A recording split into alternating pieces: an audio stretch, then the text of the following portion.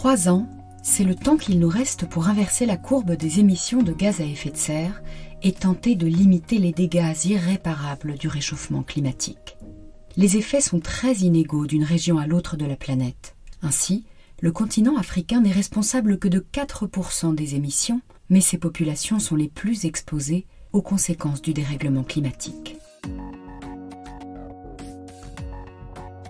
Bienvenue dans ce podcast de l'IHEST, l'Institut des hautes études pour la science et la technologie, qui forme les cadres dirigeants à la prise de décision fondée sur les connaissances et la démarche scientifique.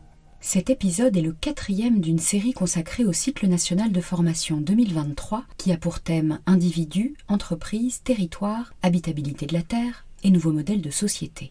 Dans cette session de formation, les auditrices et les auditeurs de l'IHEST se sont intéressés aux questions de géopolitique mondiale et plus précisément aux marges de manœuvre des individus, des entreprises et des territoires. Youba Sokona, vice-président du GIEC, a animé une conférence très éclairante sur les enjeux du développement durable, du changement climatique et de la nécessaire transition énergétique sur le continent africain. Ce qui intéresse l'Afrique, c'est la question du développement d'abord. Ensuite, la question des changements climatiques, parce qu'on ne peut pas du tout évoquer la question du développement sans les changements climatiques qui s'imposent désormais comme une contrainte majeure. Et bien sûr, la question de la transition énergétique, qu'est-ce que ça recouvre dans le contexte africain, comprendre les enjeux et que faire dans le contexte africain. Le vice-président du GIEC rappelle qu'il est encore temps de limiter le réchauffement à 1,5 à condition de mettre en place des solutions urgentes. Gérer durablement les terres en modernisant l'agriculture, trouver des alternatives au ciment dans un contexte de forte croissance urbaine et surtout mettre en place les transitions dans les secteurs de l'industrie et de l'énergie. Youba Sokona rappelle que le continent, le plus jeune de la planète mais aussi le plus pauvre, aurait la capacité de réaliser une croissance économique rapide à condition que les pays africains s'engagent à développer les énergies renouvelables. Il y a une situation de pénurie dans l'abondance, c'est-à-dire que le continent dispose d'immenses potentiels d'énergie renouvelable, d'immenses ressources en énergie fossile. Et malheureusement, les populations n'ont pas accès à cela.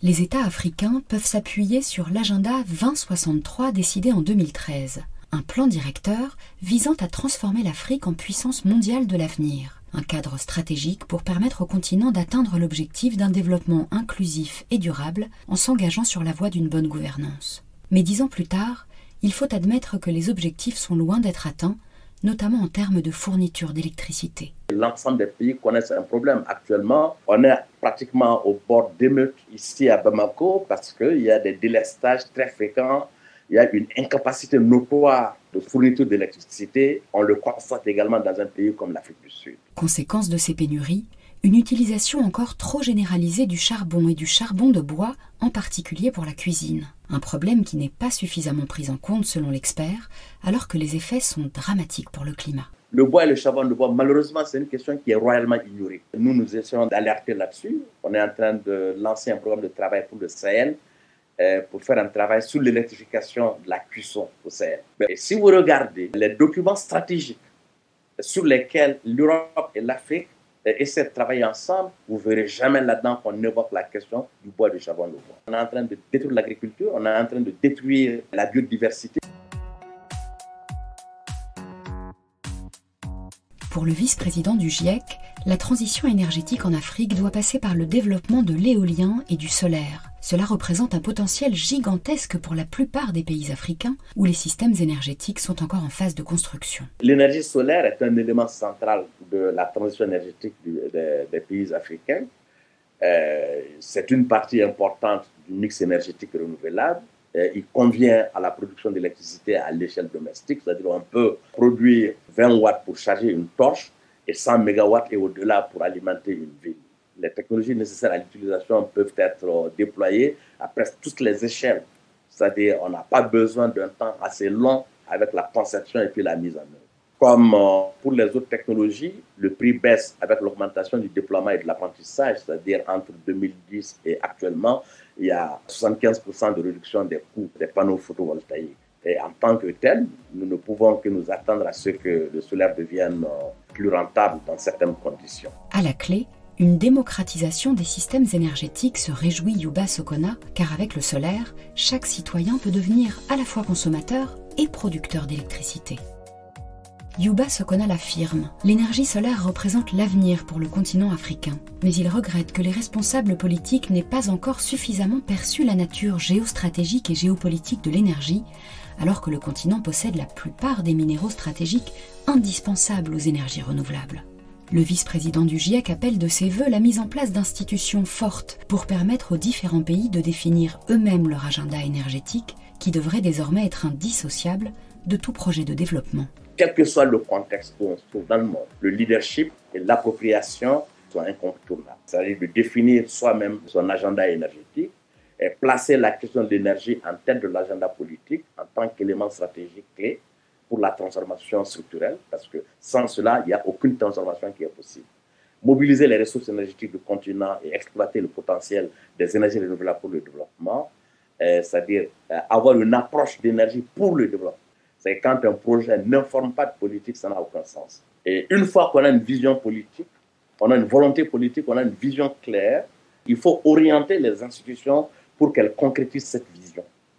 Et la plupart du temps, les institutions, les organisations au travers desquelles nous intervenons sont des institutions, des organisations qui ont été établies il y a une cinquantaine d'années pour des contextes, des problématiques, des spécificités qui sont totalement différents de ce que l'on vit à l'heure actuelle. Il est indispensable de cesser de traiter l'Afrique comme un ensemble uniforme, car il y a de grandes disparités d'un bout à l'autre du continent.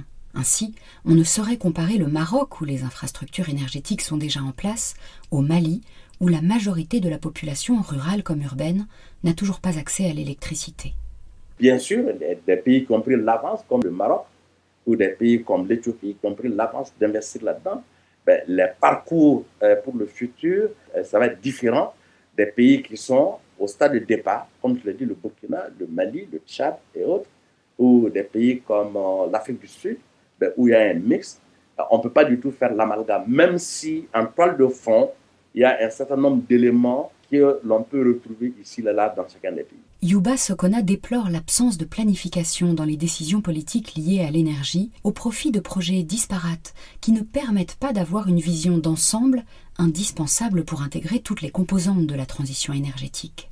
On a dit aux pays africains, la planification c'est absurde, ne faites plus de planification et toute l'infrastructure qui était en place pour des programmes de planification, on les a tous démantelés. Et actuellement, les pays ont du mal, même s'ils parlent de planification, ils ont du mal à pouvoir le faire parce qu'on manque de données, on manque d'informations, on manque d'analyse, on manque de connaissances solides sur les différents aspects qui permettent de faire la planification. On a dépouillé également les administrations de compétences pour servir des projets. Ce qu'il faut faire, l'effet inverse, renforcer les administrations et faire en sorte que des projets soient intégrés dans des programmes.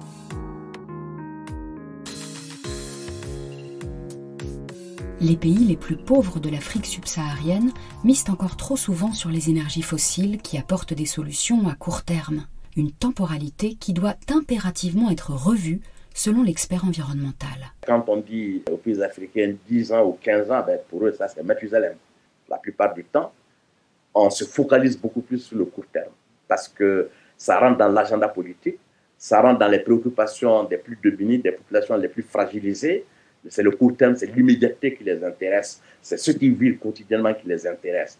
Et si on n'allie pas cela au long terme, on aura du mal à s'attaquer à des problèmes de climat et autres qui sont des problèmes de long terme, bien que ça ait un impact significatif et assez fort sur le très court terme. Pour Youba Sokona, il est indispensable que les fonds internationaux alloués à la recherche reviennent sur le continent africain, qui n'a reçu, et encore indirectement, qu'un 1/8 de l'enveloppe destinée à aider les pays en développement à se préparer au changement climatique. Malheureusement, dans le domaine du climat, il y a très peu de recherche pour les Africains. Dans le domaine de l'adaptation au changement climatique, je pense qu'en matière de financement de la recherche, globalement, il y a 13% des fonds consacrés à la recherche qui ont été consacrés à l'adaptation en Afrique.